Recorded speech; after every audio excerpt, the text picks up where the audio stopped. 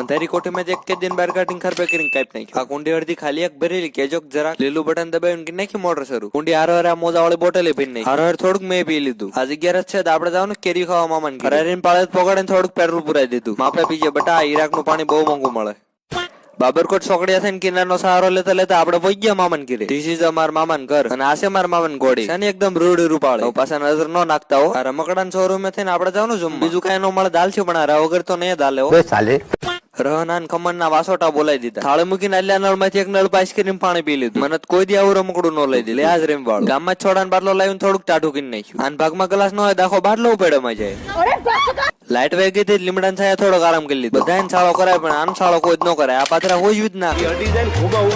આપડા દેશ વાડીએ કાકડા બોલે છે ને આમને માજા એમને કપાય ઉગાડ નહીં. કાકડા ને વેલામાં જ કુણી માખણ કાકડે લઈને વસોડે. એની હેરસ્ટાઈલ તો જોવો. 11 છે એટલે કેરીયું ખોખા અનબોક્સિંગ કરીને થોડીક કેરીયું જ આપતી. સાલિયા ભરી ભરીને ચા પીતો.